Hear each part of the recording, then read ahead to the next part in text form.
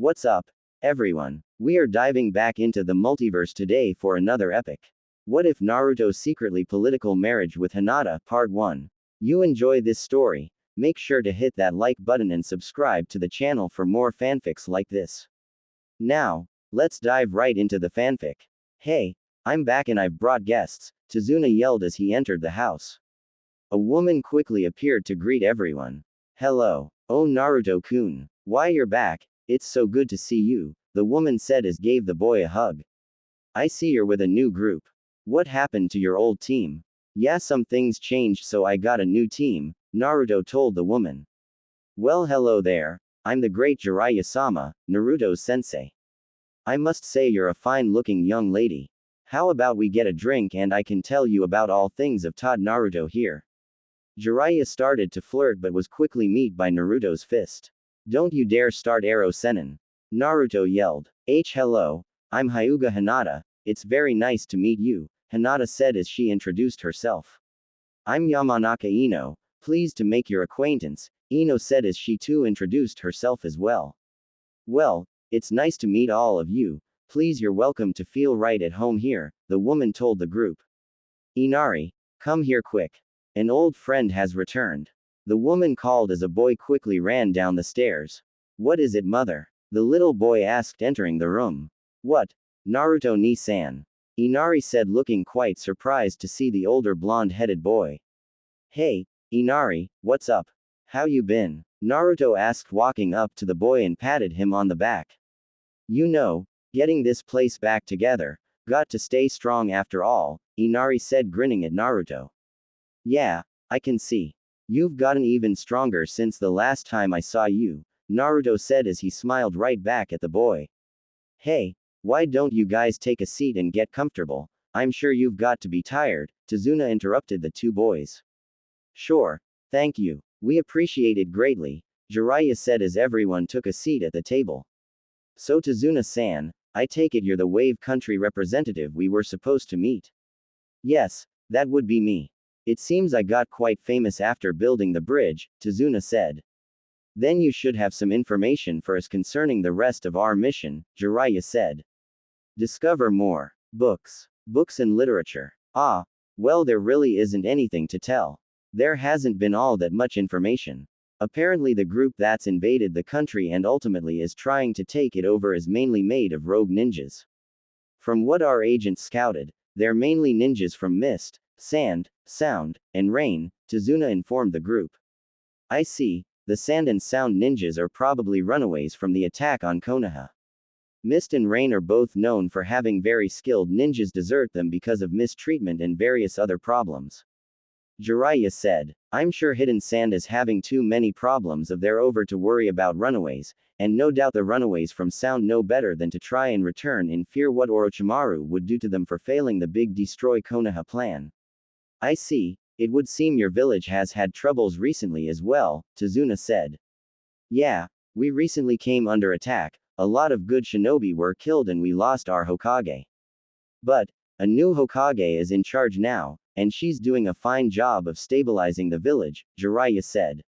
So Naruto ni-san, Inari said getting Naruto's attention. What do you want? Naruto asked looking over at the grinning boy. So, I see you have two pretty girls with you know, come on bro, which one is your girlfriend? Inari asked with a very big grin. I see you've gotten strong and smart as also. Well naturally, both of these girls are my girlfriend, since I'm so awesome, Naruto said with a wide grin only to receive a punch from an angry Ino that sent him flying into the wall. Naruto no baka, you only wish I was your girlfriend. Ino yelled. Discover more. Books and literature. Books. Naruto-kun, I'm sorry, but you deserve that, Hinata thought to herself as Naruto pulled himself out of the wall and walked over to Hinata and put his arm around her. Discover more. Books and literature. Books. Actually, I was just kidding, Naruto said rubbing his cheek. Actually Hinata-chan here is my girlfriend, Naruto said giving her a kiss on the cheek that caused her to blush fiercely.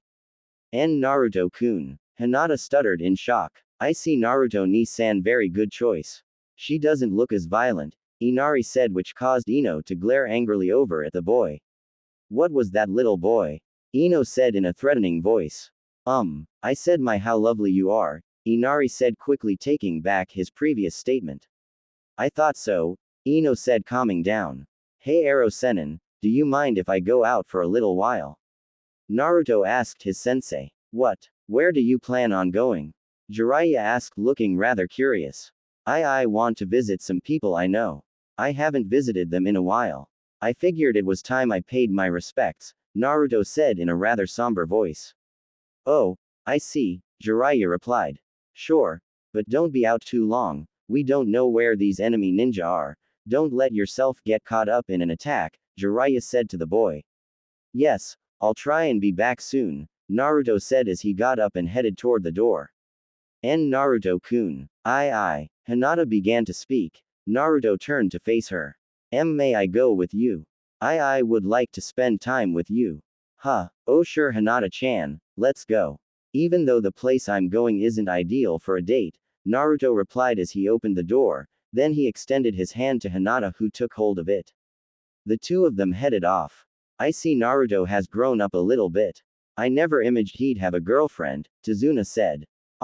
Naruto has been through an awful lot these last few months, Jiraiya said. Was it just me, or were Naruto-kun's eyes different, the older woman said. Well Naruto's been through a few changes as well, sit down and allow me to speak to you on the matter. It seems Naruto trusts you, so I guess it wouldn't hurt to tell you Naruto's little secret, Jiraiya said.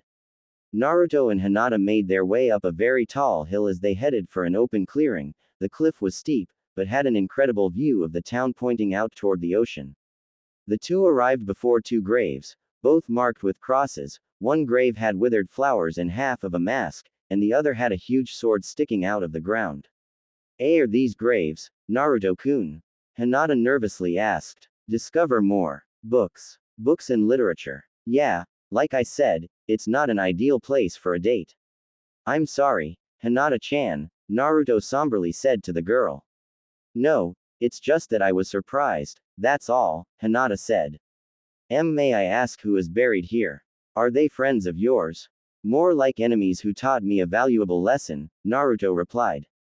They were enemies, Hinata asked. They were the guys trying to kill old man Tazuna, the ones I told you about. The big sword, it belonged to Zabuza. The mask was what Haku wore, Naruto told the girl. Oh, I see, Hinata said quietly. The two just stood there for several minutes.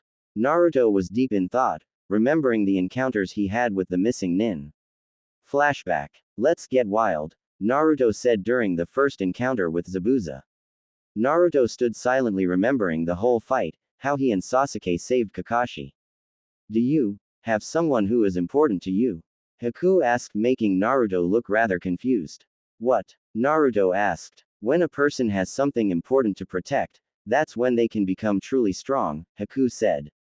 Yeah, I understand that well, Naruto replied with a grin. You will become strong, Haku said leaving. That was Naruto's first real encounter with the boy named Haku. His thoughts then turned to the fight with Haku. Naruto remembered Sasuke falling in battle against Haku, thinking he died. Naruto's anger released the Kyuubi's power for the first time. I'll kill you, Naruto yelled in a blinding rage. The battle ensued. Naruto successfully knocked Haku through his own ice mirror as the mask Haku was wearing started to crack. The mask fell off, as Naruto was about to deal the final blow. Can you understand? Not having a dream, not being needed by anyone, the pain of simply living, Haku said to Naruto. What are you trying to say? Naruto asked. You have taken away my reason for existing, Haku replied. Is that eyebrowless freak the only important person to you? Naruto yelled. Haku then recalled his tragic past to Naruto. After killing my own father, and at that time, I thought of myself as. No, I had no choice to think that, and I realized the most painful thing. Haku said. What are you talking about, the most painful thing?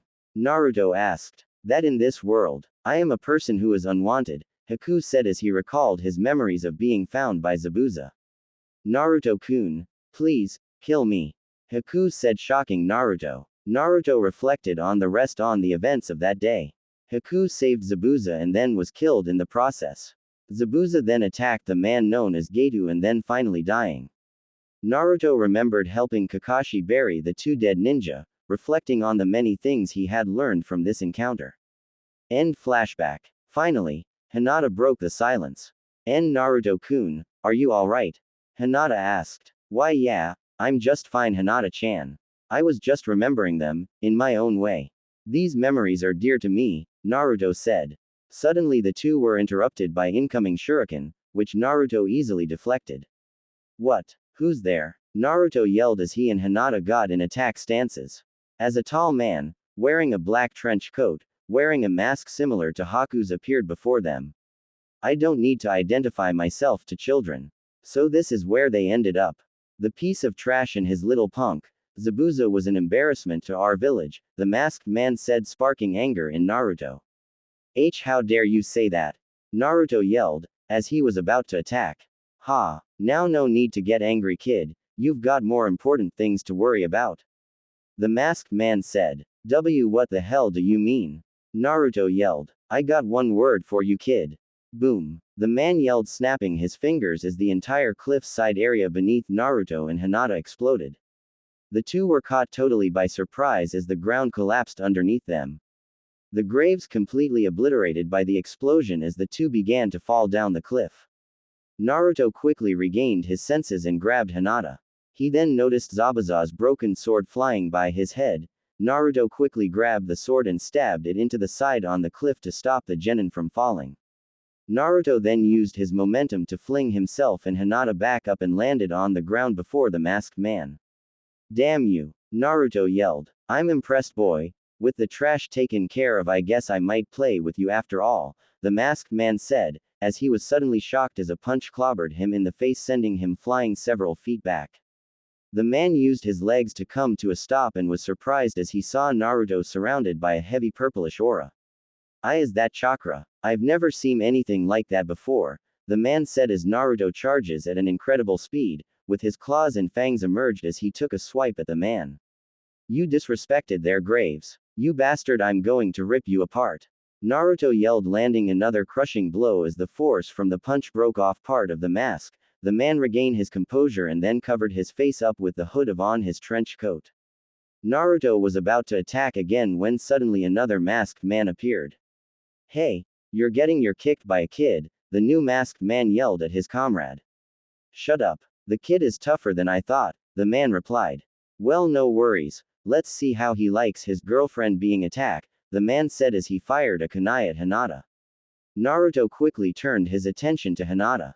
No problem, Hinata can handle a simple kunai attack, Naruto thought to himself when suddenly he got a really bad feeling. Wait, what's this? Why do I feel uneasy all of a sudden? Unless, oh no, that kunai isn't what it seems, Naruto again thought to himself. Hinata-chan, look out. Naruto yelled as he raced back over to Hinata, who in the meantime fired a kunai back that collided with the oncoming kunai, and as Naruto thought, the kunai exploded revealing at least another 20 kunai racing in at Hinata. Naruto quickly appeared in front of Hinata and pushed her out of the way as Naruto managed to dodge most of the kunai but was struck twice in the chest, 3 times in the gut, once in his right shoulder, and once in his left leg. Naruto winced at the pain but didn't drop. This is nothing, the wounds aren't even that deep, Naruto said, but suddenly his vision became blurry as he coughed up blood. What is this? Naruto thought to himself as he looked down at the ground to see several of the kunai he had dodged were dripping with poison. Hinata noticed this as well. Damn, poisoned kunai. Naruto dropped to the ground in an instant. Naruto-kun. Hinata yelled as she quickly checked on Naruto. See, that was quite easy. The new masked man said. Well, hurry and finish them, the other man said. That's fine by me. The masked man was about to fire in more kunai when they suddenly heard several people running in their direction. Naruto, Hinata, Ino yelled as she, along with Jiraiya, Tazuna, and Inari came running up to the two. Oh well, guess the girl is spared for now. The boy however has a lot of very lethal poison now running through his body. If he isn't already dead, he will be soon. With those words the two men disappeared as Jiraiya and the group quickly raced over to Hinata and Naruto. Damn, Naruto, he's been poisoned. This is serious, we've got to hurry or he won't make it, Jiraiya said, scooping Naruto up, and then raced back to Tazuna's home, leaving Hinata sitting on the ground to cry. Ino stayed behind to comfort her, and Tazuna and Inari ran back with Jiraiya. He'll be alright for now. He might be merged with the Kyuubi now, but you don't take that much poison and not feel its effects. I don't care who you are. If it weren't for the Kyuubi, Naruto would be dead for sure. He'll need some rest, but he should be fine. In any case, you should look after him for now, Jiraiya told his team as he got up. Discover more. Books. Books and literature. Sensei, are you going somewhere? Ino asked. Yeah, I'm going to go look around and possibly get some information about the whereabouts of that group's base or something. Ino, you and Hinata need to take care of Naruto for now. I should be back soon, Jiraiya said, leaving the house. Sigh. Oh well, it's not like Naruto is going anywhere, Ino said aloud. She then noticed Hinata still sitting by Naruto's side. Hinata, Naruto will be alright. I know, but I can't help but be worried. What good are these medical skills of mine if I can't help? Hinata said. You patched Naruto up, you did all you could. Give it a few more years and you'll be one of the best medical specialists Konoha has, Ino said, comforting the girl. Thanks, Ino. I just need to stop being so weak. If I could show Naruto-kun how strong I've become, and then maybe he wouldn't need to do things like this. I don't want him to have to get hurt because of me, Hinata said, stroking the boy's hair. Don't worry, Hinata-chan, you'll get your time. We have improved a lot. Jiraiya-sensei has really helped us develop our skills and it's only been a few months. So that says a lot, I think, Ino said to her teammate. Hinata merely nodded. Hey, I'm going to run into town and get some more ice for Naruto-ni-san's fever, Inari said, grabbing his coat and headed out the door. Be careful, Inari-san, Ino yelled. How is Naruto-kun? Tsunami asked the two girls. He's got a high fever because of the poison. But he'll be fine with some rest, Ino told the older woman. I'm glad to hear it, the woman replied. So Hinata-chan, what did you and Naruto-kun do when you were out? Ino asked, turning toward her teammate. We didn't do anything really. Naruto-kun went to visit two graves. They were the graves of two people he fought the first time he came out here. Apparently there were a lot of things that happened, because he held the two with great respect. He said he learned a lot from them, Hinata answered. Discover more. Books and literature. Books. Strange. You usually don't hold enemies in high regard, Ino replied. Discover more. Books. Books and literature. To Naruto-kun, they must not have been enemies really. That's all I know, Hinata said. An hour passed and Inari hadn't returned yet. All of a sudden, they heard something hit the door.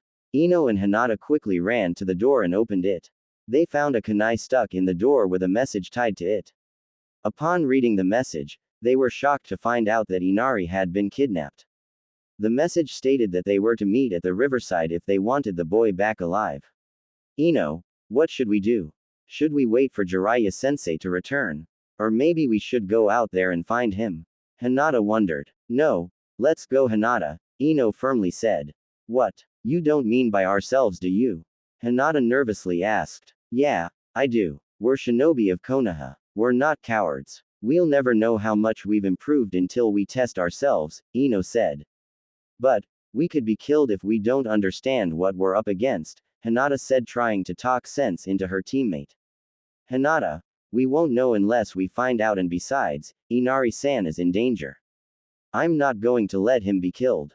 We'll just have to hope Jiraiya-sensei will find something out and join us. Let's leave him a note and try not to tell Tsunami-san or Tazuna-san. They shouldn't have to worry about this, Ino said as she left a note for Jiraiya on the table. Hinata took one look at Naruto and made her decision. Alright, let's go. I'm going to make Naruto-kun proud, Hinata firmly decided as the two headed off out the door and toward the nearby river. The two arrived to find Inari tied to a tree. Standing next to the tree stood two men. They were both wearing black trench coats and masks. Hinata identified them as the same two that attacked Naruto and her. What do you two want?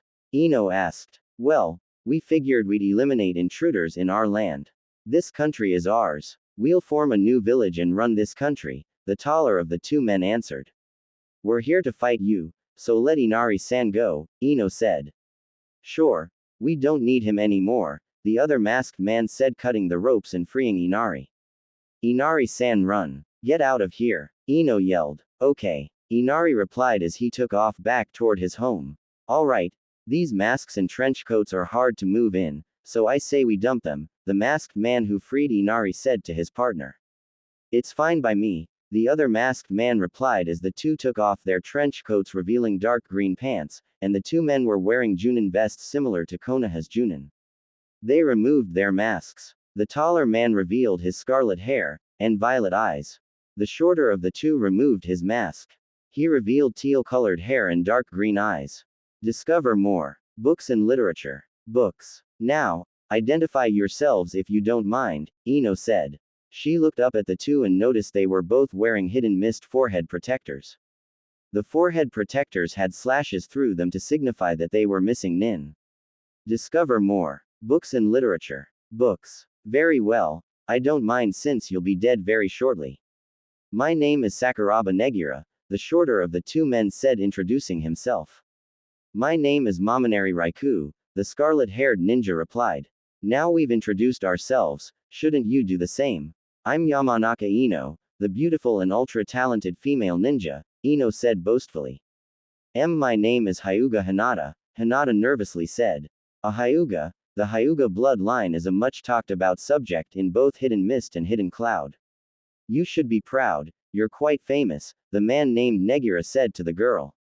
I don't care about my blood limit, all I care about is paying you back for what you two did to Naruto-kun, Hinata said with anger in her voice. Alright, you go Hinata-chan, Ino said cheerfully. Let's do this. Who wants to get put down first? Ino said with confidence in her voice. Hey Raikou, stay out of this fight for now, I'll take them. No use both of us getting our hands dirty, Negira said to his teammate. Fine. Just don't play for too long, Raikou said as he hopped back away from the action. Negira started it off by firing kunai at the two girls. The girls quickly fired kunai of their own, deflecting the attack. Ino charged in and attacked with taijutsu. Punches and kicks were all being dodged. The man Negira didn't even seem to be trying. Byakugan, Hinata said, activating her blood limit as she charged. Ino moved out of the way as Hinata tried several strikes with her gentle fist style. Negira, don't let the Hyuga hit you, she can close your tenketsu points. Raikou yelled. I already know that, Negira yelled back as he landed a spin kick that knocked Hinata back. Negira immediately performed several hand seals and then attacked. Sweden. Tepudama. Negira yelled as he fired several chakra-infused water balls at Hinata and Ino. I got this, Hinata. Move out of the way. Ino said, performing several hand seals of her own. This is one of the cool things Jiraiya-sensei taught me. Kaden. Hausenka no Jutsu. Ino yelled and she fired several fireballs at the water balls. The two attacks collided and cancelled each other out. Ino performed several more seals and attacked again. Kaden. Gukaku no Jutsu. Ino fired out the large fireball, but Negira had already countered with a jutsu of his own. Sweden. Sujinheki. Negira shouted, creating a wall of water and protecting himself from the flames. Damn, he knows that move. I guess I shouldn't be surprised he is from Mist Village, Ino cursed. Negira ran up and struck Ino with a punch to her face. Hinata received a heel to her chin that shot her upward and then received a kick to her gut that shot her back. It's time to end this. Negira pulled out a handful of kunai and fired them at the two girls. It's my turn, Ino, Hinata said, stepping in front of her teammate. Hakusho. Kaden. Hinata yelled as she began to spin as she expelled chakra from her body. The kunai were deflected and Hinata quickly stopped spinning and grabbed the kunai and fired them all back at Negira. Ino got up and performed several hand seals and then put her hands together, her thumbs, index, and middle fingers touching each other as she got Negira in her view. Negira, unaware of Ino's actions, quickly dodged the kunai, leaving him open to Ino's attack. Shintenshin number jutsu. Ino yelled as her body went limp all of a sudden and Negira was hit with something. He flinched and his head hung low for a minute before regaining his composure. Hey Negira, are you alright? Raikou called to his teammate. I'm just fine, Negira said, only with a female voice. Raikou immediately knew something was wrong as Negira blew him a kiss. Hang back for a minute, we'll take care of you next. Negira told his teammate. Raikou then knew for sure that it wasn't Negira. Hinata, do it now. Ino yelled while still in Negira's body, as she pointed her hands toward her own body. Release. Ino yelled as Negira's body flinched again and Ino's body began to move again. What just happened? Negira said in a confused voice. Negira. Raikou yelled. Negira looked up but was too late. Hinata was right on top of him. Hake.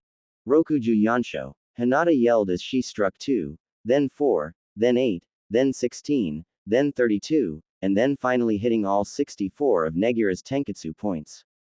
The missing nin was rocked back as he coughed up blood. Hinata then charged her hands with chakra and then struck Negira in the chest. The man coughed up even more blood and then went limp and dropped to the ground. Hinata immediately checked his vital signs. He's dead. Hey, you hear that? Your friend's gone and you're next. Ino yelled but was shocked to see the Raikou wasn't where he was a moment ago. The genin were shocked even more when he appeared before them. He landed a swift and hard kick to Hinata ribs that sent her flying back. He spun around and then kicked Ino into air where he then performed several seals and performed an attack. Sweden. Tepudama. Raikou fired rapid water balls. One nailed Hinata in the chest causing her to hit the ground hard. Another water ball hit Ino and knocked her into the river. Raikou jumped down by the riverside and picked Ino up by her arm and landed a punch to her face and then let her drop in the water again. Ino. Hinata whispered as she tried to catch her breath. Hinata performed several hand seals and her right hand started to glow a greenish color as she placed her hand on her chest. Hang on Ino, I'll be there shortly. Take this you little bitch. An angry Raikou yelled as he performed several hand seals. Sweden. Daibakufu no Jutsu. Raikou unleashed a fierce maelstrom of water that blasted Ino hard, throwing her into the water. Here, take this as well. I hope you can handle the pressure. Raikou performed more seals and fired another jutsu. Sweden. Sushuaha. Raikou created a huge tidal wave. The water came crashing down on Ino. The screaming girl was being crushed under the weight of the water. Ino. Hinata managed to yell. No, it can't end like this. I didn't want to die before I could prove myself, Ino thought to herself as she awaited the end. Suddenly someone shouted in the distance, getting Raikou and Hinata's attention. Kuchiyos. Yutai Kuzushi no Jutsu. Suddenly a large toad appeared in the air and crashed down on top of the tidal wave. The rippling effect threw the helpless Ino into the air. A figure suddenly swooped by and caught the girl in his arms, and as he landed beside Hinata and placed the unconscious girl down beside the Hyuga girl. Hinata was shocked by the arrival of a certain blonde boy. Naruto-kun. Hinata said in shock. Hey, Hinata-chan, Ino-chan, you did awesome. But this bastard is mine. He's got some payback coming and I plan on dealing it out, Naruto said with anger filling his voice. Well, it's you.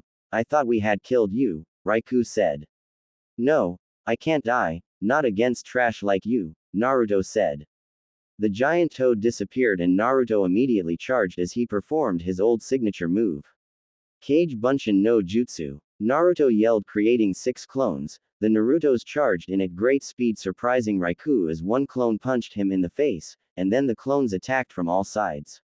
But Raikou quickly spun and landed a kick to the heads of 2 clones. He then came down with a punch to another clone. 3 clones disappeared in an instant. Raikou jumped into the air and performed another jutsu. Sweden. Sujinheki. The water barrier appeared as the remaining Narutos collided with it. All the clones disappeared and Naruto was thrown back. You're too weak. Raikou yelled. I'm not done with you yet, you bastard, Naruto yelled. Naruto charged again and struck the wall of water and was shot back. You see, if you focus enough chakra you can maintain this jutsu as long you want. It's perfect. Nobody can break through it. Raikou yelled as he started laughing. Wrong. Naruto yelled back. His body being surrounded by his fierce purple chakra, his claws and fangs grew and he charged again, his speed tripled. Raikou was shocked but was still confident in his defense as he maintained his water barrier. That's it. Keep trying, wear yourself out and prove how hopeless you really are. Raikou yelled as Naruto collided with the wall. Raikou was suddenly shocked as the force of Naruto's power pushed through and broke the water barrier. What? Is all Raikou could manage to say as he received a fierce punch that threw him through the other side of the water barrier and his back collided with a nearby tree. A fierce and angry Naruto charged in and he created 6 more clones with his Kage Bunshin. All the clones had fangs and claws as they all charged the staggering man. Now taste the revenge of those whose graves you defiled. Naruto yelled as the clones took turns ripping into Raikou with their claws, as blood started to spray everywhere. Raikou yelled in pain as the clones disappeared and Naruto clobbered Raikou with a punch.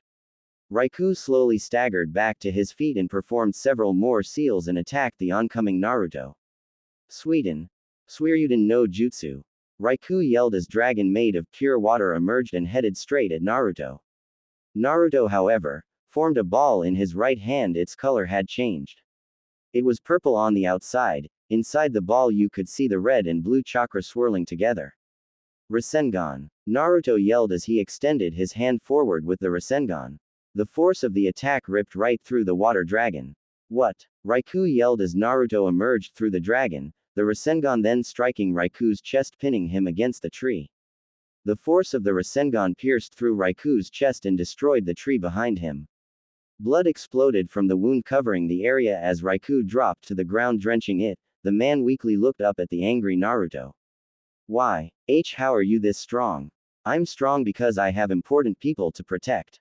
That was something Haku taught me, the same person along with Zabuza who you disrespected. Now listen to me and takes these words with you into the afterlife. You're going to meet up with those two. The ones whose graves you guys destroyed. If you think the pain I just dealt you was great, just you wait until they get a hold of you. Remember this pain as you suffer and burn, you bastard. Naruto yelled as the man drew in his last breath and died. Naruto's claws and fangs slowly began to retract as he calmed down and made his way back over to Hinata and Ino. Naruto-kun, you did it, Hinata said to Naruto. Yeah, enough about that. How's Ino? Naruto asked. I'm fine, Ino said, regaining consciousness. Good, you guys are safe, Naruto said as he dropped to one knee. Naruto-kun, are you alright? Hinata asked. Yeah, the poison isn't completely gone from my system yet, Naruto said. What? You just kicked that Gaiasan, you were still poisoned? Ino asked, looking on in shock. Yeah, as soon as I regained consciousness I raced over here, Naruto told the two girls. Damn, you're amazing, Naruto, Ino said. Hey, you guys still alive? The genin were interrupted as Jiraiya arrived. Ero Sennin, Naruto yelled as the Sannin. We got to hurry. I think we took care of the leaders, we've got to find these guys' base and finish off the rest of them, Naruto said to his sensei, but quickly stopped in his tracks as Jiraiya tossed his 15 head protectors on the ground before the genin. The head protectors were from Sand, Sound, Mist, and Rain Village. Well, that was very disappointing, Jiraiya said, looking at the very shocked genin. What? The genin said in unison. Ero Sennin, don't tell me you. Naruto started but was interrupted. Yay, I went out looking for information, and followed some leads that lead me straight to their base. Those guys you just beat were indeed the leaders, because the guys I faced were only at the Chunin level at best. It was quite pathetic, Jiraiya said, startling the group. Well anyway, Naruto, Ino, Hinata, you guys did great. I'm very proud of you. Now let's get back to Tazuna's place so you guys can rest and then we'll wrap things up, get our payment and head back to Konoha tomorrow. How does that sound? That sounds pretty good to me, Naruto said, getting up and lifting Ino in his arms. Here, let me help you. Hinata-chan, you don't mind, right? Naruto asked his girlfriend. No, I don't mind. Ino needs to stay off her feet for a while anyway, Hinata replied. Thanks, Naruto-kun, Ino said as the team headed back to the old man's place. While Jiraiya was off visiting the head of the wave country, the team was resting. The next morning Naruto was fully healed and the team began down the road back to Konoha after saying goodbye to Inari, Tazuna, and Tsunami. Good morning, my youthful team of talent ninja. The tall thick-browed Junin said, greeting his less than eager team. Well, actually Lee was as eager as always, Tenten and Choji however, were not. Guy-sensei, I'm ready to push myself beyond my limits and rise to new heights in order to prove my way of the ninja, Lee excitingly told his sensei. Lee, I know you will do me proud, Now come my beautiful team of youths, and let us go to our wonderful Hokage, so that we may experience the joys of completely a task for our precious Konoha, Guy said as the team headed toward the Hokage palace. Tenten, how do you deal with these two all the time? Choji asked. Huh, Tenten replied, pulling cotton balls out of her ears. Oh, you're a genius, Choji said. The scary part, I can still hear them pretty well. This just makes it a little more bearable, Tenten replied. I miss my old team. Ino was loud, but even she knew when to be quiet, and well, Shikamaru was always quiet, Choji told his teammate. We have arrived, Guy yelled to his team as they entered the room where Tsunade was sitting. Hokage-sama, we have come to get our ever-important mission to complete in the name of our beloved village of Konoha.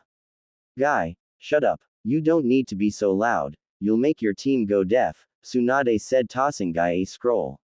Your mission is to escort the man I'm about to bring in back to the Earth Country. It's a B-rank mission, for there is a threat that hidden cloud ninjas may attack. So be very cautious and most importantly try and keep your mouth shut. Alright Hokage-sama, who is this man we'll be escorting back to the Earth County? Guy asked. You may come in now. Tsunade called to someone out in the hall. The man opened the door. He was wearing very formal clothing and dark blue robe, he had black hair, and black eyes. Are these the people you've assigned to me? Are you trying to get me killed, Hokage-sama? The man rudely stated to Tsunade. These four are very capable, very skilled ninja. I assure you I wouldn't have given them this mission if I didn't feel they could handle it, Tsunade explained. Very well. Let's go, I wish to be home soon, the man said. Who is this rather rude man? Lee shouted. He is the brother of the Lord of the Earth Country, Tsunade replied. Oh, I mean I'm very pleased to meet you. My name is Rock Lee, Lee said to the man. My name is Maida Guy, I am the Junin instructor in charge. This is my youthful team of fabulous ninjas, the weapon specialist Tenten and the heir to the Akamichi clan, Akamichi Choji, Guy said, introducing his team. Of course the incredible Rock Lee has already introduced himself. So we may go whenever you desire. We vow to defend you with our lives, and shall never allow harm to come to you. Guy, shut up, Tsunade yelled. I'm sorry Hokage-sama, we shall be off to the Earth Country immediately, Guy said as the team left. Sensei, how likely is an enemy attack on this mission? Tenten asked. I don't know. Why don't we let our guest here tell us? Guy said, turning toward the man. The Hidden Cloud and Hidden Stone villages have been at war recently. I'm one of Stone Village's biggest supporters. If they take me out, a lot of funds that go to the stone will be no more, the man replied. I see, so that is why they're after you. Well, have no fear, we shall protect you, Guy said.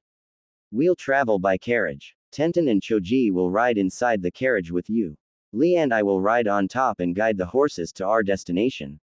Very well then, I put my care in your hands, please don't let me down.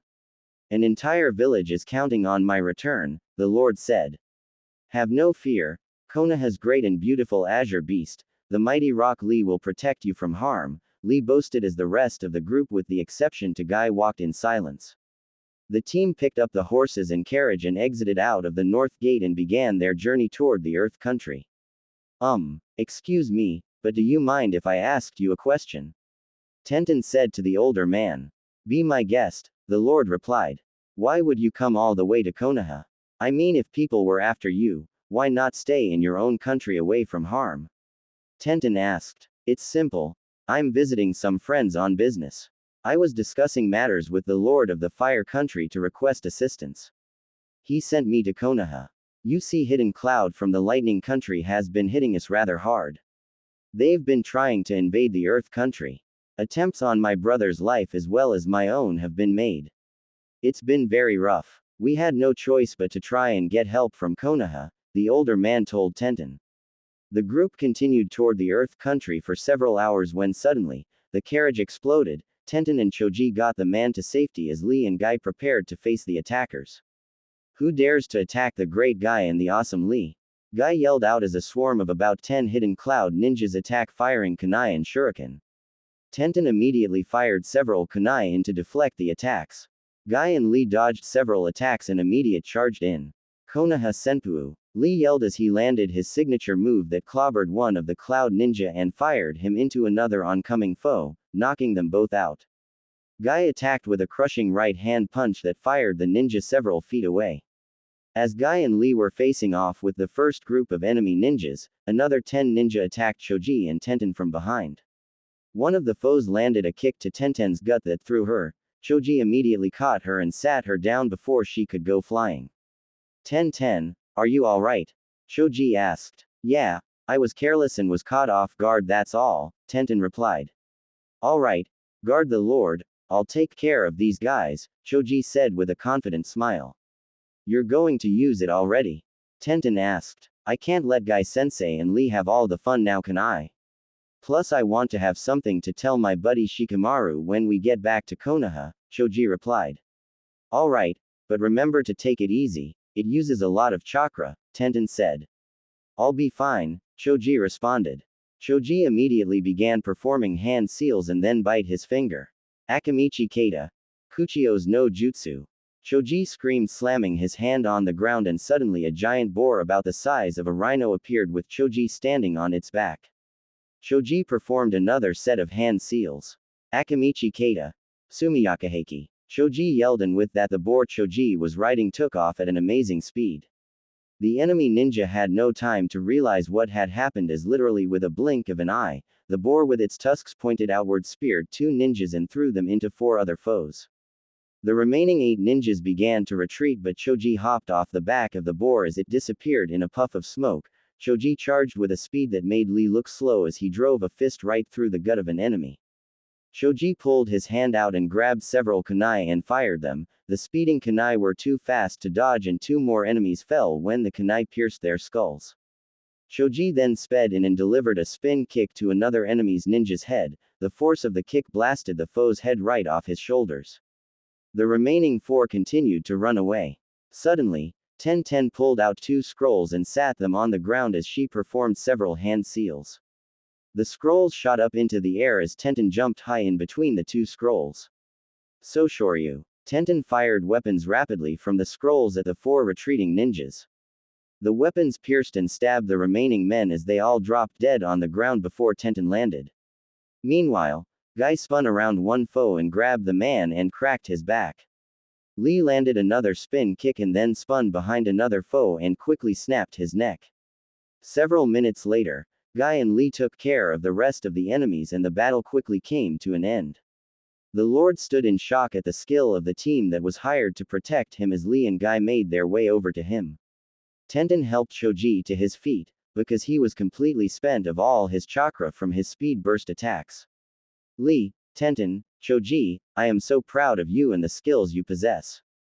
I can see that your youthfulness is burning as always, Guy proudly said. Sensei, how many did you get? I got 5, Lee said. Lee, even though this is not a contest, I'd have defeated 5 foes. Meanwhile it is a draw, Guy replied. Sensei, not to disappoint you, but Choji won. He got 6, and I only got 4, Tenten interrupted. Ah, Choji, you are indeed one of my precious students with skills that make me weep with joy, Guy said. Whatever, I'm still trying to get used to the amount of chakra I use. My old moves when I was still fat never used this much chakra, and the funny thing is, I didn't really perform any ninjutsu. My attacks are all taijutsu based now, Choji replied. Choji, you will learn that taijutsu is all you need to become great, Lee said, giving Choji his nice guy pose. Can we please just finish the mission? Tenten interrupted yet again. Why, you were all amazing, the Lord said, still shocked from the battle. I see now why Konoha is so strong, because of great ninjas like you. The team continued the mission on foot as they entered the Earth country, and after dropping off their client and getting their payment, the group began to head back toward Konoha. I can't wait to get back. I want to see Neji-kun as soon as possible, Tenten said with a blush. Neji-kun, I've never heard you call him Neji-kun before. Has something happened? Lee seriously asked. Neji-kun asked me to be his girlfriend. We had a double date with Naruto-kun and Hinata-san, and it was during the date he asked me out, and of course I accepted, Tenten replied. I see. Neji is truly my rival, he has even defeated me in the ways of love. I see Naruto-kun is also a great rival. But Rock Lee shall win in the end when I make Sakura-san finally fall for me, Lee said. Lee, I think she's with Sasuke-kun now. I know there's some strong feelings from both of them. I heard it from Ino, that Sasuke-kun told Sakura that he loved her. Tenten told Lee, causing him to hang his head down low. I lost to Sasuke-kun as well, Lee said, looking rather depressed. Guy walked over to Lee and patted him on the back. Lee, don't you worry, for I will never abandon you. Remember, never give up on love, because one day it will be yours and it will shine brighter than the sun. Guy boasted to his student with tears flowing down his face. Oh Guy-sensei, I promise to make you proud. Lee said with tears running down his face as well. Oh boy, here they go again, Tenten commented to Choji. Sigh. I miss Shikamaru and Ino, Choji sighed as the group continued toward Konoha. Neji in his room began preparing for a new day. His team was due to be receiving a new mission. His mind wandered through events of his past, the bitterness, the hatred, and now the light. All was put into perspective for him during the Chunin exam and the fight that led him toward a new path and hopefully a new destiny. Flashback. Your destiny was decided the moment I was chosen as your opponent, Neji told Naruto after revealing about his past. I don't know how much it hurt that your dad was killed a long time ago, but Naruto began. Thinking that destiny is all decided because of that is a huge mistake, Naruto finished and Neji charged in with a blow to the chest. Examiner, it's over, Neji said, turning to the Junin in charge of watching over the matches. Don't run away, Naruto began as he staggered to his feet. I won't run away. I don't go back on my words, Naruto said. I've heard that before, Neji interrupted with a smirk on his face. There's no way. I'll lose. To a coward who's always whining about destiny, Naruto said weakly. An ignorant brat like you shouldn't be lecturing me, Neji said. People are born burdened with a destiny they can't oppose, Neji continued. You could never understand what it's like to be burdened with a symbol you could never rid yourself of. Neji yelled but was shocked as Naruto weakly began to laugh, thinking of the hardships of his past. Yes, I can, and so what of it? Naruto said, angering Neji further. You should stop acting cool. You're not the only one that's special. Hinata too. She's suffered as much as you. A member of the main family. But not acknowledged, trying her best to change herself, thinking that as she coughed up blood while fighting you. Naruto continued. The same goes for you. The branch family is supposed to protect the main family, yet doing that to Hinata. In truth, you are trying your hardest to disobey destiny. Naruto finished. Can I ask you something? Neji began. Why do you go against your destiny so much? Neji asked. Because I was called a loser, Naruto replied as the battle continued. The Kyuubi's chakra surrounded Naruto and the two collided. Finally, as Neji stood about to be declared the winner, Naruto appeared from the ground below to deliver a final blow. Kage Bunshin, Neji wondered, as he lay defeated on the ground. So you used your best move. I was careless, Neji said. I failed the final academy exam 3 times. Unluckily for me, the final exam was always my weakest jutsu, Naruto said. Bunshin number jutsu is the jutsu I'm the worst at. Stop whining about how destiny can't be changed. Because, unlike me, you're not a loser, Naruto finished. Flashback ends. When he becomes Hokage, he'll help change the Hyuga. I wonder if that's really true, Neji said with a smile. I think it's already changing, at least for me. Hinata-sama is finally happy. She's gotten so much stronger, and I may never fully forgive the past, but I can accept it. Neji headed out toward the Hokage's palace. His teammates, Haruno Sakura, and Inuzuka Kiba quickly greeted him. Kurenai, their sensei, arrived moments later. Discover more. Books and literature. Books. Kurenai sensei, have you heard anything about a new mission for us yet? Neji asked. Discover more. Books. Books and literature. No, I haven't, Neji. But that is why we are here, Kurenai replied as the 4 arrived before Tsunade. I see, so you've arrived. Today I have an extremely important mission. It'll be your toughest yet. It's an A-rank mission, Tsunade told the group, shocking them. What an A-rank mission? Hokage-sama, are you sure we can handle such a mission? The pink-haired girl asked Tsunade. Well, after reviewing Kurenai's reports, I believe you'll define. It is however an assassination mission. Which I'm sure you all know is a rare mission to give a group of genin, Tsunade said. Who is it? Neji calmly asked. Well, before I explain the details, let me bring in the others who will be coming with you on this mission, Tsunade said. You guys may enter now. Tsunade called to the people outside the room. As the door opened and two familiar faces appeared before the group. We're here, so let's go get this troublesome mission over with, the lazy Chunin stated as he entered the room. Alongside him was the blonde sand nin, Tamari. Yes, Tamari, and Shikamaru will be joining you on this mission, Tsunade said. May I ask why? Neji asked. Well, you are to assassinate a man named Baki. He was from Hidden Sand Village. He was also in charge of Gaara's team, Tsunade said, shocking Neji, Kiba, Sakura, and Kurenai. After the attack on Konoha, he and a few rogue sand nin fled, and well, Hidden Sand has recently requested that this mission be done, and I agreed to further help our relationship with the sand. Also, the new cage requested that at least one member of Gaara's team be allowed to go on the mission since they were once Baki's students. In doing this, Gaara, Kankuro, and Tamari will be allowed to become Konoha ninja for good, Tsunade told the group. Tamari-san, is it really alright to do this? Sakura asked. Discover more. Books and literature. It's fine with me. Gaara, Kankuro, and I would like nothing more than to be allowed to stay here for good. Gaara and Kankuro are out on a mission, so I was the only one available, Tamari said. Hokage-sama, usually these types of missions are done only in teams of 3 or 4, so isn't 6 a little too much? Neji asked. Well, Baki is a high-level Junin of sand, and his few followers are at least Chunin level, so 4 genin, 1 Junin, and 1 Chunin is fair in my opinion. A mission like this I'd usually send in small squad of Junin level ninja or Anbu, but you all know of Konoha's situation, so this will have to do. I did the best I could at making sure this team had the best chance of success. Kurenai is a Junin and a Genjutsu specialist. Sakura is rapidly becoming quite skilled in Genjutsu and she has been training with me recently, so her healing abilities aren't bad at all. Kiba and Akamaru are capable of dishing out the offense combined with their tracking abilities. Neji, your abilities will prove vital to this mission's success and the talents of both Tamari and Shikamaru should greatly increase your success rate, Tsunade finished. Hokage-sama, do we know of the location of the target? Shikamaru asked. Yes, he was heading back to the Wind Country when he received the news that he was to be executed upon his arrival.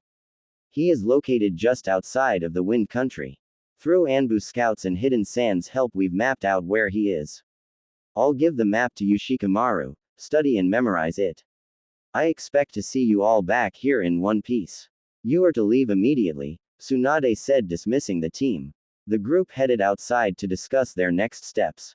Alright, everyone go home and gather your equipment, we'll meet at the west gate in an hour, Kurenai told the team as they went their separate ways. 1 hour quickly passed as the team reunited at the gates of Konoha.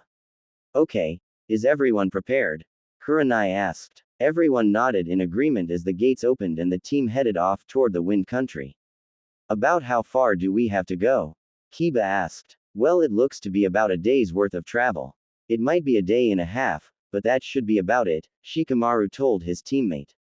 So let's get going already, Kiba said as he patted Akamaru on the head and then lifted him up in his arms.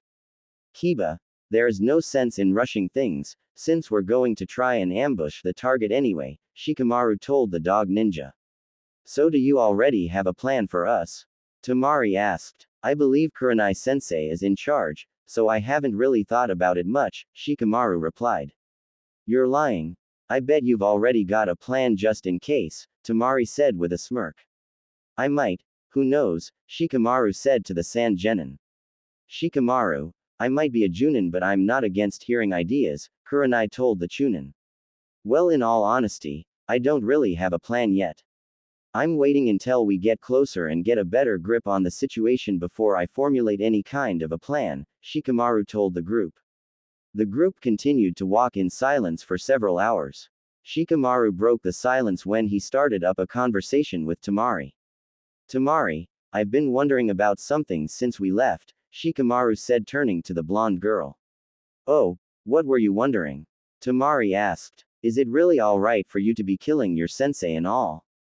Shikamaru asked. The question caused Tamari to go silent for a moment. I'm doing this for the sake of my family, Tamari said. What? Shikamaru asked. I mean, Kankuro doesn't act like it, but I know he enjoys being in Konoha. I really love your country and your village. Where I'm from, peace like what Konoha has doesn't exist. But I'm also doing it for Gaara as well. He's so much happier now. Nobody sees it in his expressions, but I can tell. He talks to us a little more. It's strange, I know, but he really loves to ask how my day was. We can actually sit and talk for several minutes. It's all thanks to Konoha, and of course Naruto-kun, Tamari told the Chunin. I see, Naruto and Gaara do seem to be getting close, Shikamaru said. Gaara talks to Naruto whenever he can. It's part of the reason Gaara goes to that ramen place every morning now. He goes in hopes of talking to Naruto-kun, Tamari said with a smile. Sometimes, it's hard to believe that the Gaara now is really the same Gaara from before. Well, he has finally found someone to accept him and call him friend. Naruto, he's annoying at times, but he definitely grows on you, Shikamaru said with a smirk. Uzumaki Naruto, the boy who is capable of changing people and capable of changing fate, Neji interrupted. Yes, I believe as you do. He truly is something. I acknowledge him as my best friend. You might have a rival then, Neji, Tamari started. That is because to Gaara, Naruto is his best and only friend. That's not totally correct, Neji said. What do you mean? Tamari wondered. Any friend of Naruto's is a friend of mine, Neji said with a smile. I see, Tamari said. This is exactly why I wanted to do this mission. Gaara has found something special, and so have I. I see. Well then let's get this mission done soon, so you can officially join the ranks of Konoha, Kiba said. Hey Neji, can I ask you something? Sakura said to the Hyuga boy. What is it? Neji replied. How has Naruto been? I haven't seen him lately, and I know you've been hanging out with him a lot more, Sakura asked. Naruto is fine. Remember Hinata-sama is with him. He came back from his mission yesterday. He went to the Wave Country and said he had to fight, but that Hinata-sama and Ino-san ended up doing most of the fighting, Neji said. Hinata-chan and Ino-chan did most of the fighting. Is that really true? Sakura wondered. Apparently so. Naruto was injured and Hinata-sama and Ino-san had to step up in his place, Neji told the pink-haired girl. I see. So Ino is getting stronger too. It makes me wonder if I'm getting stronger at all, Sakura said with a frown. You are getting a lot stronger, Neji told the girl. You're mastering genjutsu quite fast, and you study healing techniques at the same time. That makes you a very valuable member of this or any team. Don't doubt your strength, it'll make all the hard work Kurenai-sensei and the Hokage-sama went through mean nothing. Yes, you're right. Thanks Neji, Sakura said with a smile. The group traveled on into the night. They then decided to set up camp and start to prepare for tomorrow. Soon they would arrive and have to carry out the mission. The genin in the group were all beginning to feel rather nervous, but so was the junin and chunin in the group. Each team member will have a role to fulfill, and failure to complete that role could cause the team to be destroyed. For the group of young ninjas who combined have barely had any experience killing someone, tension was rather high as they tried and settled down for the night. Kiba, Shikamaru, and Neji each took turns guarding the group as the others slept, and as morning quickly arrived, the team headed off closer to the destination. The fighting would commence soon enough. Kurenai-sensei, do you mind if explain my plan? Shikamaru asked the Junin in charge. Go ahead Shikamaru, Kurenai responded. Okay.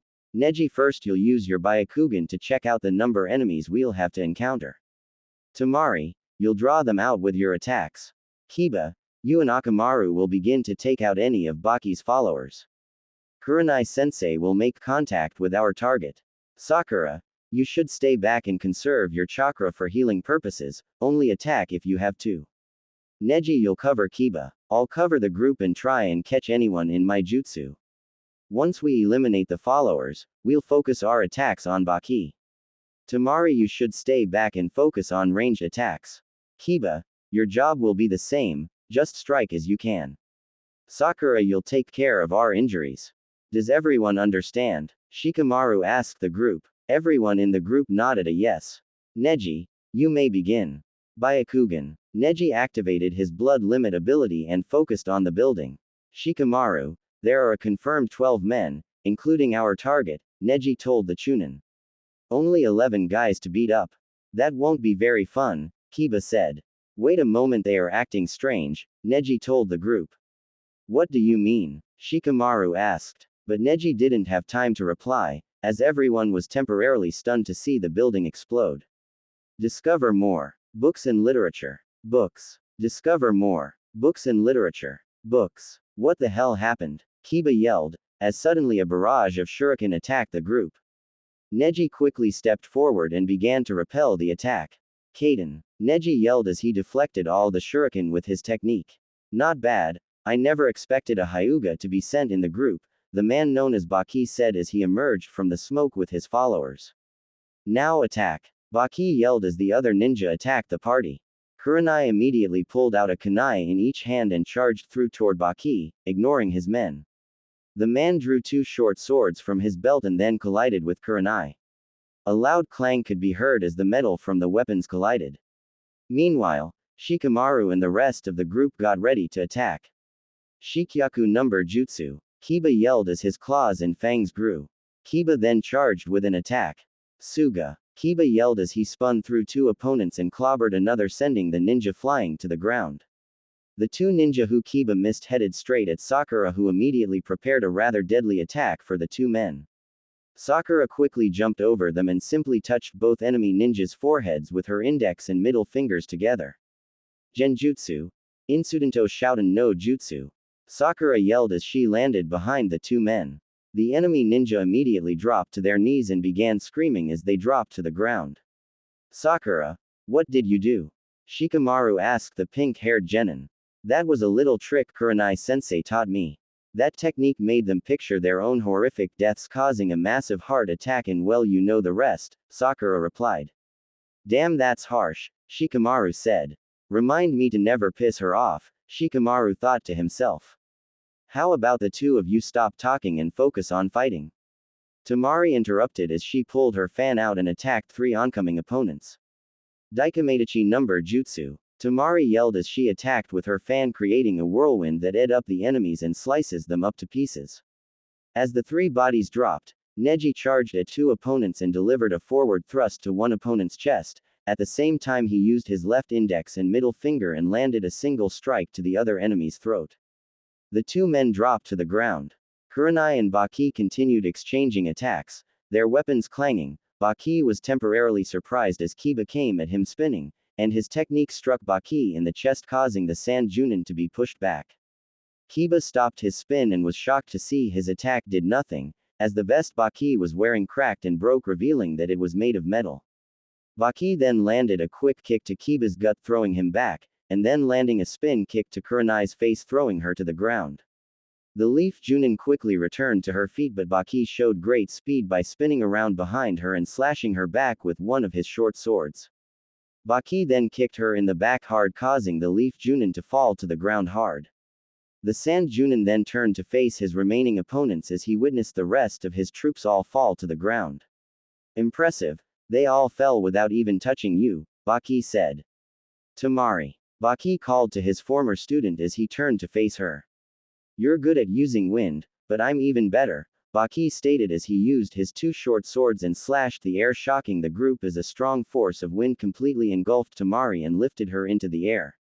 Sumujikas. Baki yelled as the wind began slicing Tamari, causing her to scream out in agony. Tamari. Shikamaru screamed as the wind let down and then threw the Sand Genin. Shikamaru quickly jumped into the air and caught her. So, you want some as well? Fine. Baki attacked by slashing the air once again, creating several blades of wind that slashed up Shikamaru's back, causing him to scream and cough up blood as he and Tamari crashed to the ground and didn't seem to be moving. At that moment, Kurenai tried to attack Baki from behind but met a back kick to the gut and then met the same fate as Tamari and Shikamaru, and she too was quickly dropped to the ground. Shikamaru, Tamari, Kurenai-sensei. Sakura yelled as she raced to her comrades. I don't think so. Baki attacked Sakura by firing kunai at the girl. Sakura, look out. Neji yelled as he moved between Sakura and the attack as about 5 kunai stabbed Neji deep in the back, causing him to cough up blood and drop to the ground.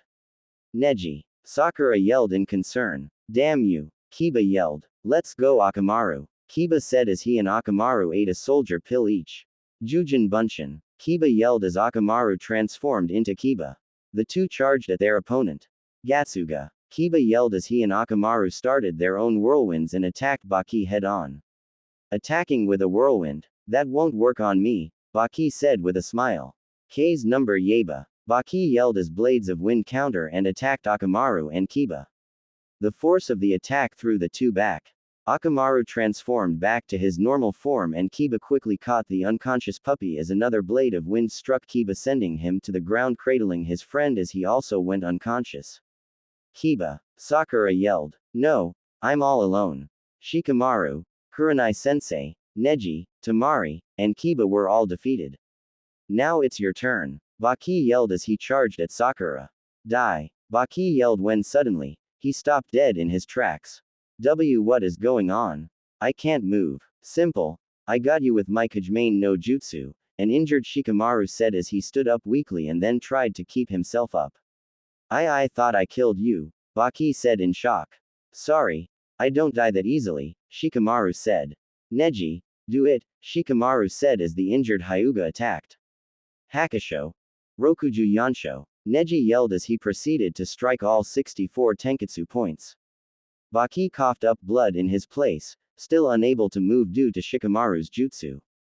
And now, Shikamaru finishes this, Neji said weakly. Okay, I'll do that. Shikamaru replied. Kage Kyubi Shinbari no Jutsu. Shikamaru said as part of his shadow wrapped around Baki's neck.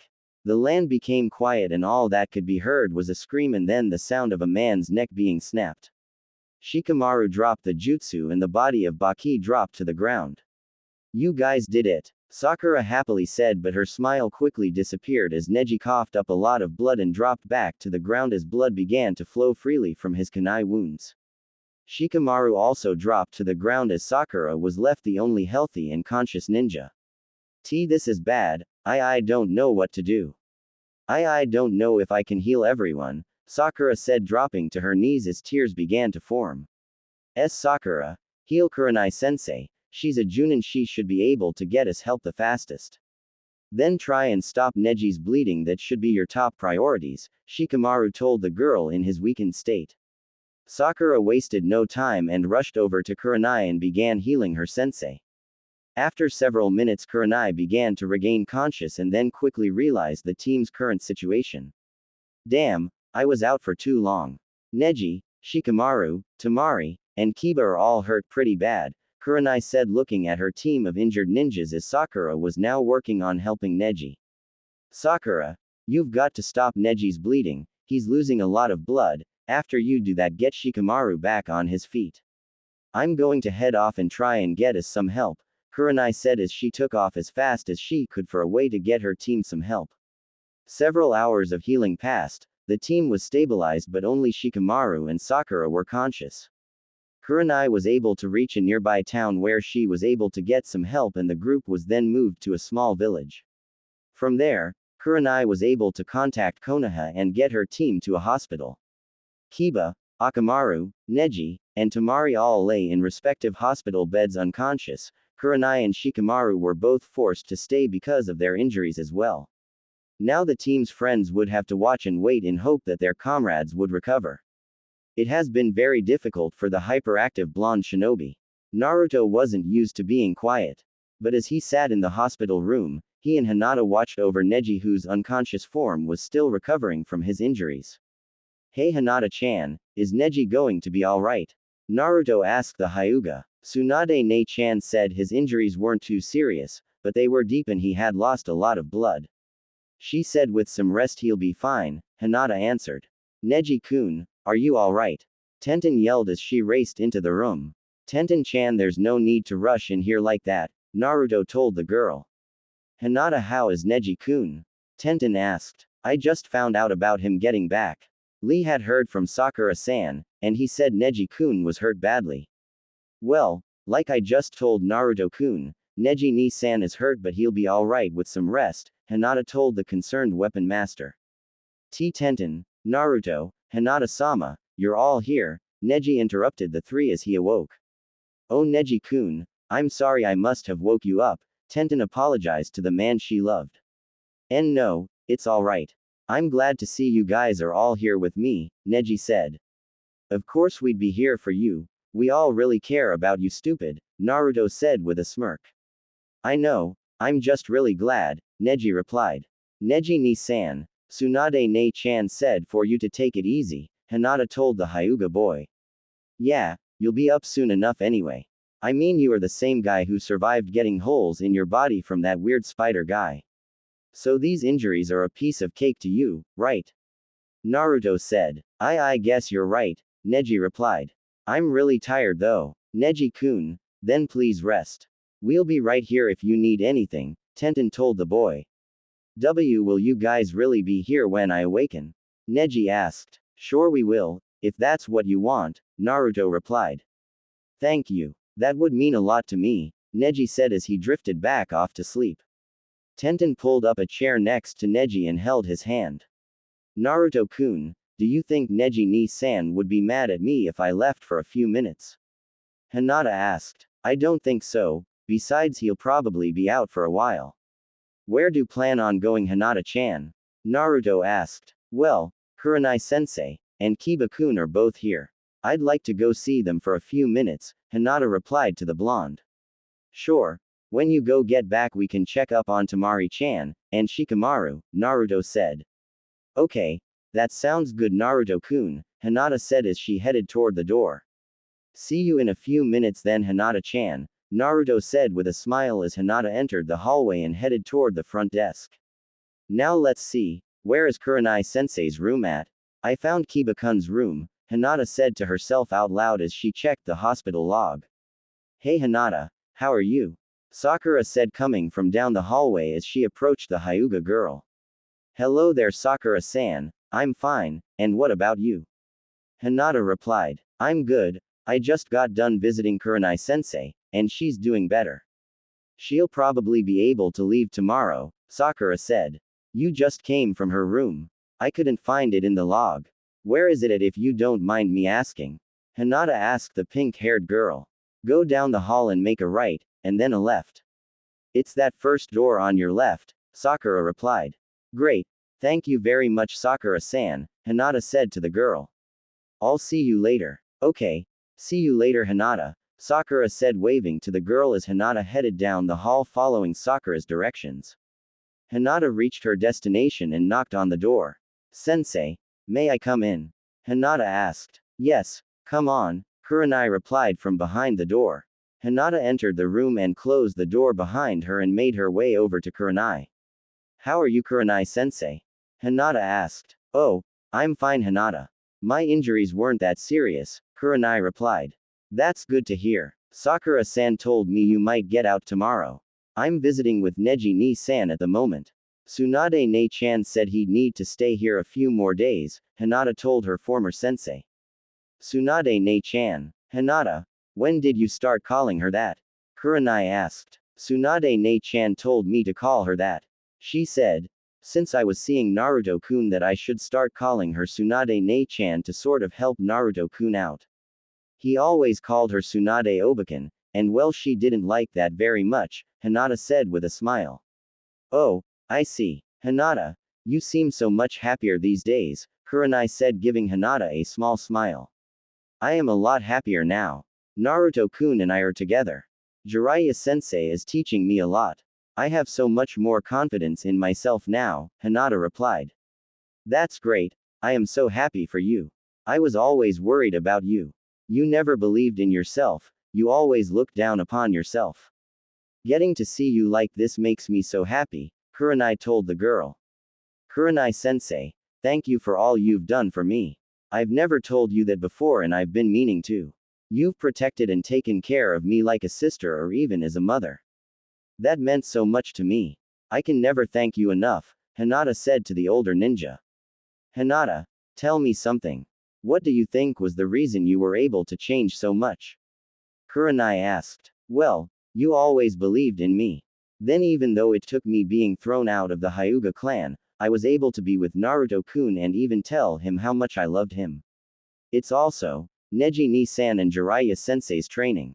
I've even been training under Shizune-san, and now Tsunade Ne-chan is helping me train as well. So many people have helped me.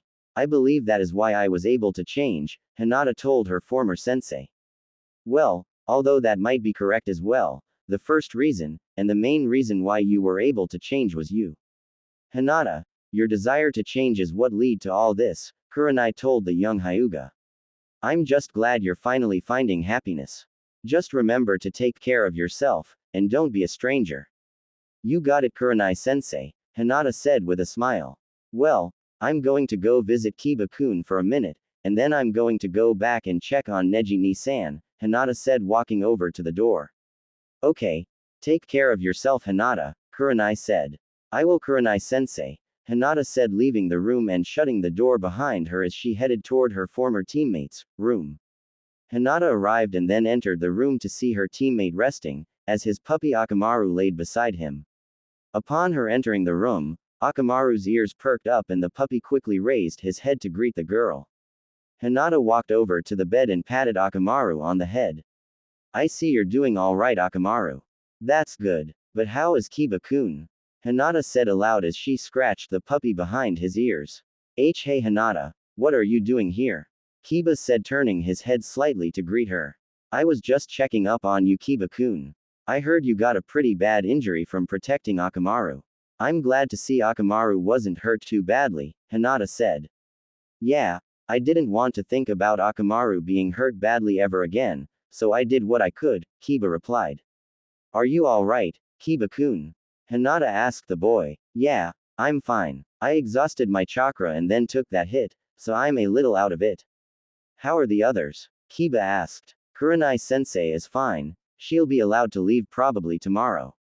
I haven't visited Shikamaru-san or Tamari-san yet, but from what I heard Shikamaru-san should be alright to leave by tomorrow as well. Tamari-san was hurt pretty badly though. Tamari-san and Neji Ni-san will be here for a little while longer. Sakura-san is completely fine though. She informed Naruto-kun and me almost right away. She also told everyone else what happened. She's also been making the rounds and checking on everyone from time to time, Hinata told the dog ninja. Oh, I see. Well, that's good, Kiba replied as he began to let out a big yawn. I see that you must still be tired. I'll leave you to get some more rest, Kiba-kun. I have to head back to Neji Ni-san's room anyway, Hinata said heading toward the door. Thanks for visiting. Talk to you later, Hinata, Kiba said as he closed his eyes. Yes, talk to you later, Kiba-kun, Hinata said leaving the room and heading back to Neji's room. I hope Tamari-san is alright. If Neji Ni-san is hurt this bad, I hate to think about what kind of shape she's in. I'm also worried about how Gaara-san is doing. With his sister being injured, I hope his emotions don't become unstable, Hinata thought to herself as she entered Neji's room. Welcome back, Hinata-chan, Naruto said with a smile. So how are Kiba and Kurenai-sensei? Naruto asked. Kurenai-sensei is fine and Kiba-kun will be alright. He was injured but not as badly as Neji Ni-san, so he'll probably be out in a couple of days, Hinata replied. Oh, that's good, Naruto said. Hey Tenten-chan, I'm going to take Hinata-chan and go visit Tamari-chan and Shikamaru. We'll be back soon, Naruto said as he headed toward the door where Hinata is standing. Okay. I doubt Neji-kun will be awake, but if he does I'll tell him what's going on. I'm sure he'd understand, Tenten said. We'll be back in a while, Tenten-san, Hinata said as she and Naruto leave the room and head toward Temari's room. Naruto-kun, aren't you at all worried about Gaara-san's reaction to what happened to his sister? Hinata asked. Not really, I think Gaara will be fine. Anyway, I guess we'll see when we go in, Naruto said to the Hyuga girl as they entered the room. Upon entering they were greeted by Gaara Wood was without his gourd. Naruto also saw another young man sitting beside Tamari. Naruto was confused because he wasn't sure who the person was. Naruto, I'm glad you came, Gaara told the boy. Yeah, Hinata-chan and I had to see how Tamari-chan was, but I got a question. Who's that guy sitting next to Tamari-chan? Naruto asked. You're a total moron, it's me Kankuro, Kankuro replied, shocking Naruto who hadn't ever seen the puppet user without his makeup. What? Makeup boy, is that you? Naruto yelled in shock. You dumb, I don't wear my makeup all the time and stop calling me makeup boy. My name is Kankuro. The puppet ninja yelled back in anger. Kankuro, Naruto, will you please keep it down? Tamari is resting and this is a hospital, Gaara said to the two loud ninjas. Yes, Naruto-kun, you should know better, Hinata said to Naruto. You guys are right. Sorry about that, Naruto replied, rubbing the back of his head in embarrassment. Gaara-san, how is she? Hinata asked the red-haired boy. She was hurt badly. She sustained multiple deep cuts, and she lost a lot of blood, Gaara replied. She'll need to stay here for a while. I see. Neji-ni-san is the same. He was hurt pretty badly as well, Hinata said. I heard Shikamaru got hurt trying to save Tamari-chan, Naruto said. Yes, I've already expressed my gratitude to him for helping my sister, Gaara said. Oh, what did he say to that? Naruto asked. He didn't really say much. I think he was more worried that I had decided to enter his room, Gaara said. I don't think Shikamaru meant any harm by it though. He was probably just surprised. Shikamaru is a lazy bastard, but he's a good guy, Naruto told the sand user. Yes, I believe so. Gaara said. Naruto, I want to ask you something. Yeah, what's up, Gaara? Naruto wondered. When I found out Tamari had been seriously injured, I started feeling this pain in my chest. I was wondering what it was, Gaara asked. That's easy. You were worried about your sister. That pain in your chest is love. You love your sister, and when she got hurt, you felt the pain of not being able to protect her, Naruto said with a smile. This is love? Gaara asked with a very confused expression. Yeah, it's a type of love anyway. It's the type of love that you get when you care about someone else or when you're concerned about someone precious to you, Naruto told the confused boy. I'm not used to this feeling. I feel useless. I was unable to do anything, Gaara said. That's natural in this type of situation. But you're not useless. Being here by your sister's side is the best thing you could do. When she wakes up and sees you here, she'll know that you really care about her. That's part of what love is, Naruto told the boy. I see, then that is what I'll do. She got hurt for our sake. I can at least stay by her side, Gaara said. What do you mean she got hurt for your sake? Naruto asked. The new Cage had asked for at least one member of our team to go on that mission. The mission was to assassinate our former sensei. Gaara and I were out on a mission with the bug guy, Shino. He requested at least one of us to go, and if we did, he would discharge us from our obligation to the sand, Kankuro told Naruto and Hinata. What does this all mean really? Naruto asked, looking rather confused. I forgot that you're an idiot, so I'll put this into terms you can understand. For helping to complete the mission, Tamari, Gaara, and I are no longer sand ninjas. We can now become leaf ninjas and stay here permanently, Kankuro said. That's so cool, so you guys can stay here for now on. That's so awesome, Naruto said. So Tamari-san did the mission so that all three of you can stay here? Hinata asked. Yes, that is why it is our fault she got injured, Gaara said. Gee Gaara, it's not your fault. I chose to do this, Tamari told the boy. Hey Tamari, you shouldn't speak, just rest for now, Kankuro told his sister. I'm happy here. I know Kankuro is too. Gaara, you finally found a friend here. You're finally getting a chance to experience a different life.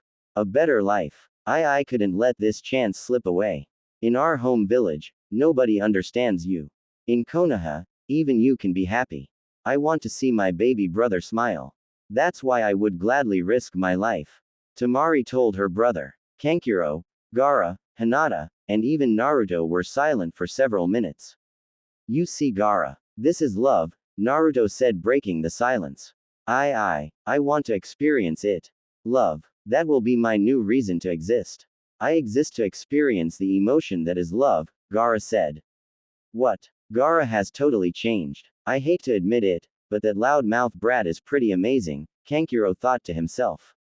Naruto-kun, please tell Shika-kun I said thanks, Temari said with a slight smile. Sure, we're going to go see him now anyway, Naruto said to the girl. You get your rest so you can get better. I'll get Tsunade Ne-chan to come and check on you later, Naruto said as he and Hinata left the room and headed toward the lazy Chunin's room. Thank you Naruto-kun, because you were able to change Gaara, you gave me something really special. You gave me my brother, Temari thought to herself as she went back to sleep with her two brothers watching over her. Naruto-kun, you really are amazing, Hinata told the blonde. What do you mean Hinata-chan? Naruto asked. You're so incredible. You were able to help Sasuke-san, and me. You were able to change Neji ni-san, and Gaara-san. You helped bring Konoha its fifth Hokage, and you helped defeat one of the village's biggest threats, Orochimaru, Hinata said. Yeah, I am truly awesome, Naruto said with a smile as they enter Shikamaru's room where they find Choji and Ino already there with the Chunin. Naruto-kun, Hinata-chan nice to see you guys, Ino said greeting her teammates. Hello Ino-chan, you must being feeling better since you're out of the hospital, Hinata said to her teammate. Yeah, I wasn't that injured, they just wanted to check up on me and be safe, Ino replied. How are you feeling Shikamaru? Naruto asked. I feel like crap, Shikamaru replied. That troublesome bastard Baki sliced my back up pretty good, and I broke some of my ribs on that stupid fan of Temari's. I caught her to try and keep her from falling and of course when we both fell, we landed weird and her troublesome fan broke a few of my ribs. I'm never doing anything that troublesome again, Shikamaru said. That reminds me, Temari-chan says thank you Shika-kun, Naruto said with a smirk. Shika-kun. That's cute, Shikamaru's got a girlfriend, Ino said playfully. Now wait, I'm not dating that crazy girl, and I keep telling her to stop calling me Shika-kun, Shikamaru said with a slight blush. But you're blushing, Shika-kun. Naruto said as he began to laugh. Shikamaru's just saying that because he's jealous. He's jealous because I got a girlfriend before he did, Choji said with a smile. Choji, you got a girlfriend? Who is it? Naruto asked. It's me of course you idiot. Ino said. What? Ino-chan is your girlfriend? Naruto yelled out in shock. Shut up. This is a hospital you moron. Ino yelled back at her teammate. Will both of you guys shut up? This is my room, and I really don't want to hear this troublesome stuff about girlfriends and all, Shikamaru said. You know, if you like her you should just tell her Shikamaru, Ino told the Chunin. I bet he's just scared of what Gaara would do if he made Temari-chan cry, Naruto said causing the Chunin to turn blue in the face. Get out, Shikamaru yelled as Choji, Ino, Hinata, and Naruto laugh. Several hours passed and visiting hours came to a close. Excuse me, visiting hours are over. Please come back tomorrow, a nurse said to the group waiting inside the room of Hyuga Neji. Sorry lady, but we aren't leaving, Naruto said. We promised we'd be here when he woke up and I never break my promise. That's my way of the ninja. But, the lady started but is quickly interrupted. No buts, if you don't like it, get Tsunade Ne-chan and tell her about it. I'll tell her the same thing, Naruto told the lady. Naruto, please stop being so loud in the hospital, Tsunade said approaching the boy. Tsunade Ne-chan, Hinata-chan, Tenten-chan, and I won't be leaving tonight. I promised Neji, Naruto said to the older woman. I see. It was a promise was it? Tsunade asked with a smile. Yeah, and I'm not breaking my promise to him. You'd have to kill me first, Naruto said. Well, that won't be necessary. Just get a few extra chairs, pillows, and blankets just in case you need them, Tsunade said. Tsunade Ne-chan, Hinata said getting the woman's attention. Hinata-chan, what is? Tsunade asked. I'd like do some extra training with you sometime this week if you're available, Hinata said. That's fine, I'm actually glad you asked because I'm going to be training Sakura-chan a little this week as well. So I can just train you both at the same time, Tsunade said. Thank you Tsunade Ne-chan, Hinata said. No problem at all Hinata-chan, Tsunade replied. Hey Tsunade Ne-chan, could you stop by Temari-chan's room? I told Tamari-chan and her brothers that I'd have you check in on her when I saw you, Naruto asked. Sure Naruto, I'll check up on her as I do my rounds, Tsunade replied with a smile. Naruto, Hinata, and Tenten stay the entire night in Neji's room. As morning comes, the Hyuga boy began to awaken as the sun shined down upon him. The boy awakened to see that the people closest to him were indeed by his side. He gazed upon them with a smile and a new day in Konoha began. 1 week has passed since Neji, Tamari, and the others were released from the hospital. The injured ninjas were put on restriction for 1 week. Neji had spent much of his time with Tenten as to be expected. Kiba and Akamaru had been spending most of their time training. Tamari had been spending a lot of time with a certain lazy chunin we all know and love. Naruto and Hinata spent the day enjoying each other's company, as they were given the day off so that Jiraiya could gather materials for his latest book. Hey Hinata-chan, so how has training with Tsunade-ne-chan been? The blonde asked his shy girlfriend. Tsunade-ne-chan is a very strict teacher. Sakura-san and I have spent many hours just repeating the same exercises because Tsunade-ne-chan wasn't satisfied with our progress, Hinata replied. Tsunade-ne-chan does seem like someone who would be hard to learn from. I sometimes wonder how Shizune-ne-chan managed to put up with her, Naruto said. Naruto-kun, I haven't seen much of Ino-chan lately. Every day after training she runs off. I wonder if everything is alright with her, Hinata said to the boy. Ino-chan, she's probably hurrying to meet up with her boyfriend. She's dating Choji now. I still can't believe that, Naruto said to the Hyuga. Well, love works in mysterious ways, Hinata said. Very true, and hey, if they're happy then who really cares, Naruto said, flashing his normal foxy grin at the girl. The two continued walking through Konoha until they saw a familiar face coming close to them. Naruto's former teammate Sakura was walking up to them, her mind seemingly lost in thought.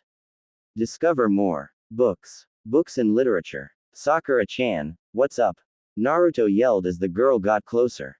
Discover more. Books and literature. Books. What? Oh, hey Naruto, Hinata, how are you two today? Sakura asked with a friendly smile. We're well, but Sakura-san, you seem to be out of it. Is anything wrong? Hinata asked. I'm sorry, I was just thinking about things. I'm going to go see him today, Sakura said with a smile. You're going to see Sasuke? That's cool. I haven't seen him since we fought, Naruto said. Tell him I said hello. Why haven't you gone and seen Sasuke-kun at all, Naruto? Sakura asked. I don't know. I mean, I've been really busy lately, Naruto said.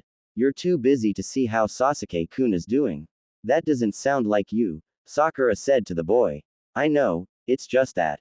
Seeing him right now would be weird. I mean, we had that fight and we both almost died. I mean, just think it isn't the right time to see him now. I'll see him again soon enough anyway, Naruto said to the girl.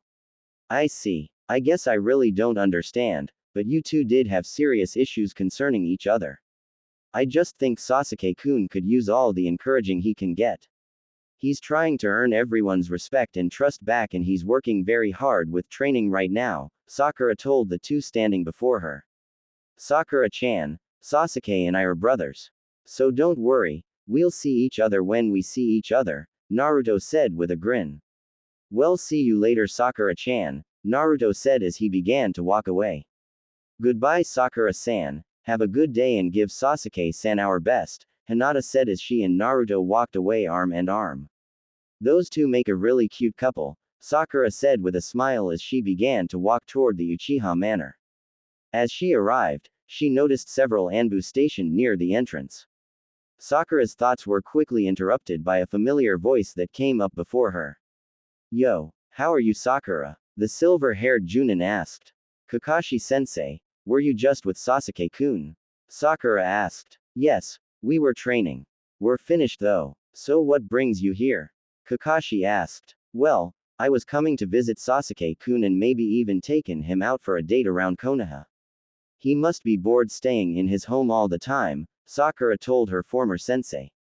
I see, that would be good for him. Just remember that he can't leave the village, Kakashi told his former student. I know that already sensei, Sakura said with an annoyed look on her face. Discover more. Books. Books and literature. Well, have fun, Kakashi said as he vanished in a puff of smoke.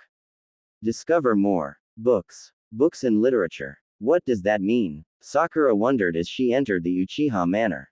She calmly made her way to the Uchiha Dojo where she figured Sasuke must be since they just finished training. As she entered, she blushed heavily as she found Sasuke standing before her bare-chested with a towel over his head. Thanks for listening. In the next part. In the meantime, please leave a review, I would love to hear your feedback. Especially if it helps me improve the overall story.